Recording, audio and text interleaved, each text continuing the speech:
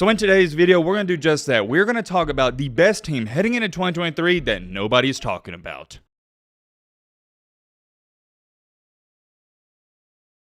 In the offseason, what has everybody been talking about in the world of college football? Can Georgia go back-to-back-to-back? Can Ohio State finally get over the hump? Is Alabama going to prove they're not falling off? Is Florida State, are they on the rise? Is LSU ready to compete for a title? And blah, blah, blah, blah. As a matter of fact, we'll keep going on. What else has everybody been saying? Oh yeah, is Michigan. Are they going to prove they're the real deal? The past 2 years, it's not a fluke. What else? Oh yeah, Clemson. Are they finally going to prove they can score points? How's Notre Dame going to fare without Brian Kelly? And Texas, are they finally going to be back? You get the point. There's like 5 of their storylines I can name off. But in today's video, ladies and gentlemen, boys and girls, we got one of the most fascinating topics, at least to me, and the reason I get so hyped up when we talk about situations and stuff like this is because you guys don't even know what I'm about to say. And the reason you don't even know what we're about to get into, you couldn't guess it, because nobody's talking about it. The media's not talking about it, your friend isn't talking about it, and nobody's bringing it up. And to me, that's what makes it such a good video, because it's something new. Come on now, as much as I love to talk about Ohio State, Michigan, Georgia, Alabama, all the top dogs, you kind of get tired of it a little bit, right? So I figured, hey, you know what? Why don't we talk about the team that I think is really good, if not great,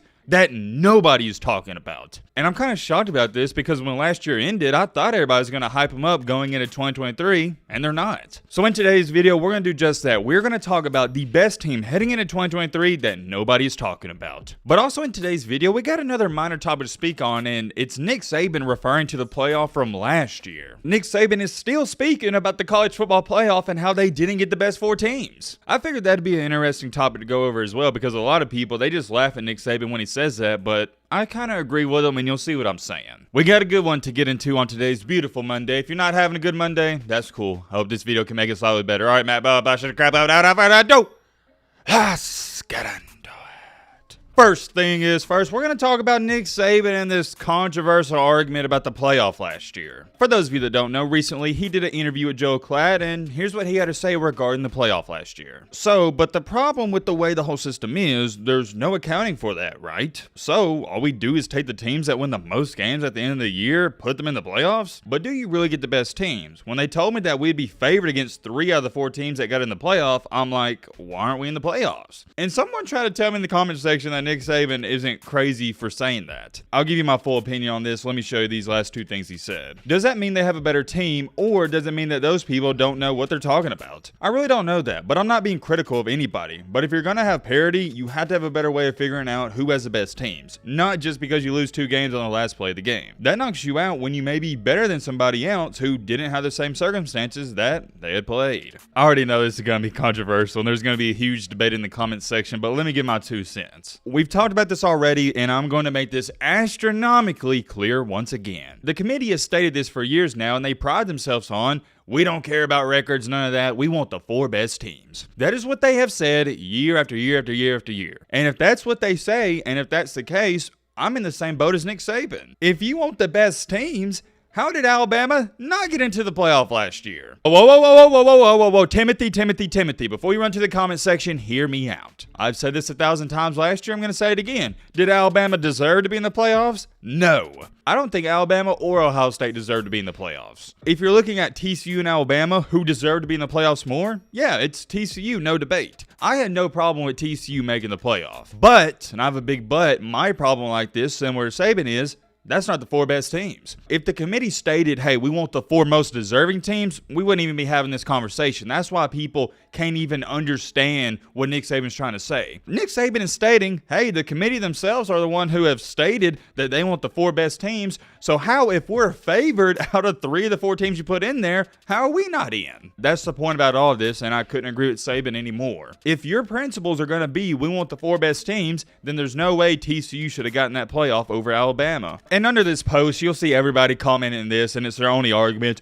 You would have been in the playoff if you didn't lose 2 games. You should have won your games. Listen here to all you chumps out there that want to type this. Listen up. That's not the point of this argument. The point is, even the committee stated they didn't believe that TCU could beat Alabama. If TCU would have played Alabama last year, not a single soul on that committee would have picked TCU to beat Alabama. So therefore, how are you going to say you got the 4 best teams? That's not the 4 best teams. That's all I'm going to say about this. We could sit up here for the next 20 minutes and talk about this topic alone. Long story short, no, Alabama didn't deserve to be in the playoff, but it's also weird to say you want the 4 best teams and you don't even believe TCU could beat Alabama and you still put them in. It's such a tricky argument in a debate, it really is, because you can sit up here all day in the comment section and say, well, Matt, if Alabama wanted to be in the playoffs, they should have won their games, and I agree. But the problem with all the people that are going to comment that in the comment section is, you don't even believe, and you wouldn't bet, if you had to bet your car, your house, something big and valuable to you on an Alabama and TCU game last year, you wouldn't even consider picking TCU. It's a heck of a debate, and we got to get a move on because, like I said, I could talk about that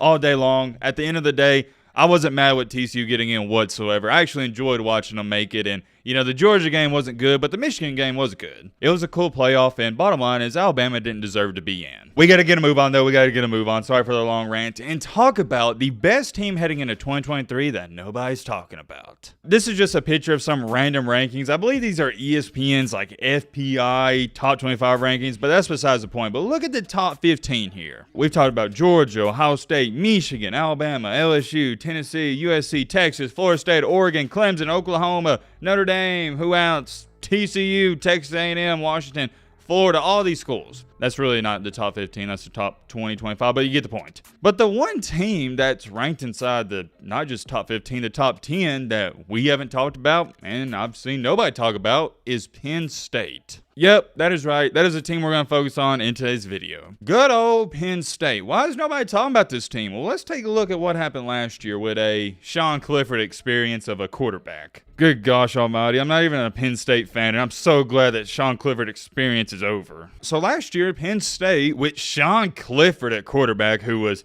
you could say slightly above average at best, they went 11-2. Their 2 losses, came to 2 pretty solid opponents, Michigan and the Ohio State. Now, it is worth mentioning, outside of Michigan and Ohio State, they didn't have a win against a ranked team in the regular season. So as bad as that does look and appear, I got to give you credit. You beat the teams you were supposed to beat. Would it have been nice to upset Michigan or Ohio State? Yes, but unfortunately that didn't happen. One of the notable wins, though, that got me really paying attention to this team was a 41-12 just stomping of Auburn at Auburn. And I get it, Auburn was one of the worst teams in the SEC last year, but going to Jordan-Hare Stadium and winning a game that everybody was watching and anticipating, not an easy task to do. Outside the regular season, though, there's not any notable wins outside of, I guess you could say, the Auburn one on the road. They did beat Utah, a really great team in the postseason, 35-21. But I know what you're sitting there saying, yo, Matt, why are you hyping this team up? Why is this the best team nobody's talking about? Well, in my humble opinion, it's for a couple of different reasons, but here's one of the main reasons: Nicholas Singleton. If you don't know who this young man is, he was a 5-star recruit in last year, one of the best running backs in the country, and he was a true freshman. And as a true freshman, he had only 156 carries for over 1,000 yards, 12 touchdowns,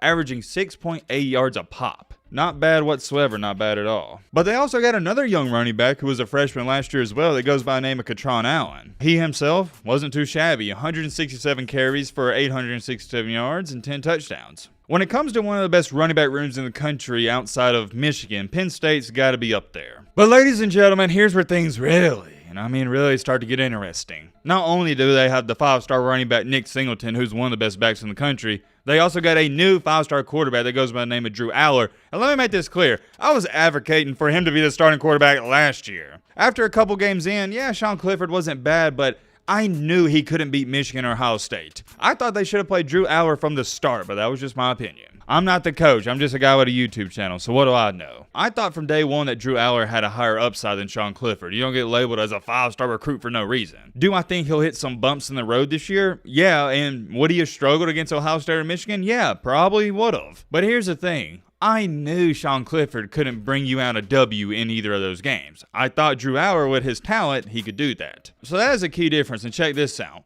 Top 5 offensive line, top 3 secondary, great defensive line, great linebackers, highly talented wide receivers. This is according to College Football Report. It's a Twitter page, that's not me, but I kind of would agree with that as well. They do got a good offensive line, they do got a good secondary, and they do have great defensive players. And Penn State always has about 1 to 2 wide receivers who make a lot of big-time plays. I thought last year Penn State had the talent to beat Ohio State and Michigan. The only thing that held them back was Sean Clifford. If I'm not mistaken, against Ohio State, didn't he throw 2 straight interceptions and one was a pick six, something like that? It was bad. He was the only reason they lost to Ohio State. They played good enough to win that game. All in all, and I'll show you right here. Yeah, he had a lot of passing yards, but a lot of that came in garbage time. He had 3 touchdowns and 3 INTs. He just wasn't good, man. He wasn't good, and that's all there is to it. I said it all last year, and I'm going to continue to say again this year because nothing has changed. Penn State is a quarterback away from being a playoff contender. They got a good defense. They got a great running back room. They got great talent overall. They just need a great quarterback. That's it. And I don't want to put a lot of pressure on this kid, but the bottom line is there is a lot of pressure.